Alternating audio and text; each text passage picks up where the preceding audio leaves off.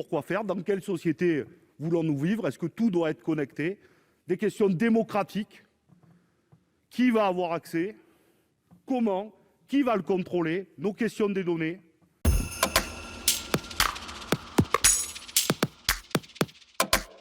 Vous dire que ce débat sur le numérique, je partage ce que dit la présidente, Madame Primas, c'est que plus nous prenons du retard, plus nous nous mettons en difficulté sur une question essentielle, la souveraineté numérique. Par exemple, lorsqu'on évoque cette question, il faut parler aussi industrie. On a eu tout un débat l'an dernier sur la 5G.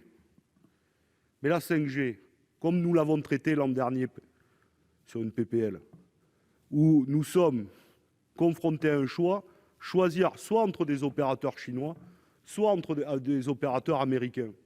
Mais pourquoi? Parce que nous-mêmes, nous nous sommes amputés de notre capacité industrielle à former un champion européen en démantelant Alstom et sur la question aujourd'hui de Nokia. Nokia qui subit aujourd'hui des pertes sèches de salariés qui, y compris eux-mêmes, travaillent sur la 5G. Donc nous avons une question industrielle. Nous avons aussi une question de société. On a évoqué rapidement ensemble le télétravail, chacun et chacune dans ses interventions. Ça nous pose question.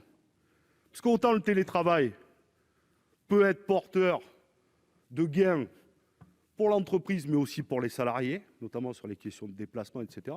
Mais ça peut être aussi gain de recul démocratiques et sociaux pour les salariés. Ça peut être plus aliénant encore que le travail aujourd'hui. Parce qu'il n'y a plus de distinction entre vie professionnelle et vie sociale et privée.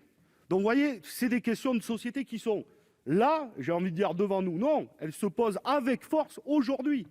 Et il y a besoin d'avoir des grands débats sur tout cela, donc sur les questions de souveraineté numérique, sur les questions industrielles, sur les questions de développement de la 5G, pourquoi faire, dans quelle société voulons-nous vivre, est-ce que tout doit être connecté, des questions démocratiques, qui va avoir accès, comment, qui va le contrôler, nos questions des données, des questions aussi sur le travail de demain.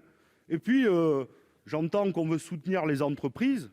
Oui, nous avons des fortes capacités, notamment dans les start-up, mais nous avons aussi des difficultés.